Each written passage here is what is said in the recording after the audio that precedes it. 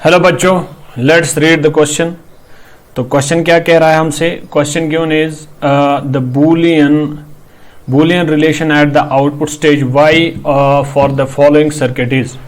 तो हमारे पास एक सर्किट दिया गया है, we have to find its Boolean function. तो इसका की कॉन्सेप्ट क्या बनेगा? इसका की कॉन्सेप्ट हम स्टार्ट करते हैं। अगर हम इस क्वेश्चन को थोड़ा गौर से देखेंगे, द क्वेश्चन सेज जो इसका पहला हिस्सा बनेगा इस क्वेश्चन का, वो ये वाला हिस्सा बन रहा है। अगर हम इस हिस्से को थोड़ा गौर से देखेंगे, ये हिस्सा क्या है? ये हमारा OR गेट बनेगा। तो पहले मैं इस OR गेट की कहानी आपको बताता हूँ। OR गेट कुछ ऐसा होता है जिसके पास अगर हमें दो डायोड्स होंगे, एक डायोड कुछ इस तरह होगा, दूसरा डायोड कुछ इस तरह होगा, और इन दोनों का मैं आउटपुट यहाँ पे लेता हूँ। लेट अस सपोज आउटपुट ये मैं यहाँ पे Z आउटपुट मान लेता हूँ। अगर इसका इनपुट A, इसका इनपुट B है, तो इन डायोड्स के कारण के अंदर क्या बोल रहा हूँ मैं? अगर मैं इसका ट्रूथ टेबल यहाँ पे बनाने की कोशिश करूँ तो इनका ट्रूथ टेबल ये बनेगा कि जब आपके पास ऐसे दो इनपुट्स होंगे, अगर उनमें से एक भी हाई होगा तो आपका आउटपुट हाई होगा। तो यहाँ पे सबसे पहले मैं इसका ट्रूथ टेबल क्रिएट करता हूँ और आप लोगों को समझाता हूँ कि ट्रूथ टेबल से हम इस कॉन्फ़िगरेशन को कैसे समझेंगे। ये मेरा A है, ये मेरा B है, ये मेरा Z है। तो आइए पेन का कलर चेंज करते हैं, देखते हैं। अगर मेरा A 0 होगा, B 0 होगा, A 0 B 1 1 0 1 1। देखते हैं, अगर मेरा A 0 है, इसका मतलब A 0 होने का मतलब अभी भी जो स्विच है ये कनेक्टेड नहीं है, अभी भी स्विच ओपन ही है।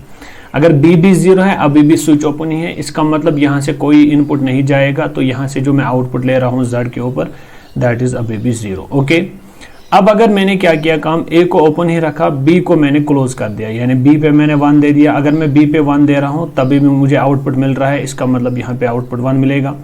अब अगर आपने B को ओपन रखा, A को क्लोज कर दिया, फिर भी आपका आउटपुट 1 बनेगा। अब अगर आपने दोनों को क्लोज कर दिया, दोनों को क्लोज करने पर आपका आउटपुट फिर भी 1 बनेगा, क्योंकि हमें पता होता है कि OR गेट जो है, OR गेट का आउटपुट जो होता है that is equal to A plus B। A plus B ये किसका आउटपुट होता है? ये हमें OR गेट की, ये होता है फॉर OR गेट। चलिए, OR गेट की कहानी अगर हम यहाँ पे ख़त्म करते हैं, अब इसका नेक्स्ट पड़ाव देखते हैं। अगर हम इस वाले पोर्शन की अब बात करेंगे तो इस वाले पोर्शन से हमें पता चलता है कि this is the circuit for not gate.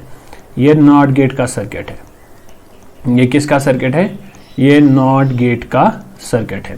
तो नॉट गेट के केस में क्या होता है, हमारा कुछ गेट इस तरह होता है और इसको क्या होता है, इसको हम आखिर में क्या लगाते हैं? बबल लगाते हैं। ये हमारा नॉट गेट होता है। तो नॉट गेट के केस में क्या होता है? नॉट गेट कुछ ऐसा गेट होता है जिसमें हम क्या करते हैं, अगर हमने इनपुट लेट अस सपोज लो दिया तो ये आउटपुट हाई देता है, और अगर हमने इनपुट हाई दिया तो ये हमारा आउटपुट जो है लो दे देता है। तो इसका सर्किट जो है, नॉट गेट का सर्किट, मान लो यहाँ पे मैं A देता हूँ और यहाँ पे मैं आउटपुट पकड़ता हूँ, लेट अस सपोज K नाम रखता हूँ मैं। तो अगर मैंने A के केस में, अगर मैं A की जगह पे ये A, ये K आपका आउटपुट है, यहाँ पे A 0 दे दिया, आउटपुट 1 मिलेगा, A 1 दे दिया, आउटपुट 0 मिलेगा। तो ये इसका उल्टा, जो भी इसको इनपुट मिलेगा ये इसका उल्टा करके आपको दे देता है। तो जो इसकी बूलियन जो रिलेशन है that is K is equal to A bar यहाँ पे बनेगा, क्योंकि ये नॉट गेट की ऑपरेशन। अब हम देखेंगे कि जो मेरी OR गेट है, इस OR गेट का आउटपुट मैं किसको दे रहा हूँ? इस OR गेट का आउटपुट मैं किसको दे रहा हूँ? ये मैं नॉट गेट को दे रहा हूँ। इसका मतलब ये हुआ कि अगर मैं इसको ऐसे स्टेटमेंट में लिखने की कोशिश करूं कि it is the OR gate followed by not gate, OR gate followed by not gate, this is called as NOR gate. इसको हम NOR गेट बोलते हैं। तो इसको मजीद सॉल्व करते हैं। अगर हम देखेंगे कि जो मेरा OR गेट है, जो मेरा Y फाइनली निकल के आ जाएगा, हमारा OR गेट था that is A plus B, उसको हमने किसको दे दिया? नॉट गेट को। यहाँ पे बार आएगा।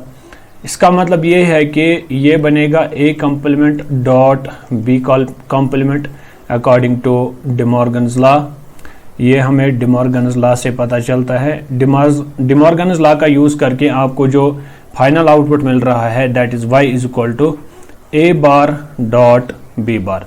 आइए ऑप्शंस की ओर बढ़ते हैं। a bar dot b bar, B option is the correct option of this question. Thank you.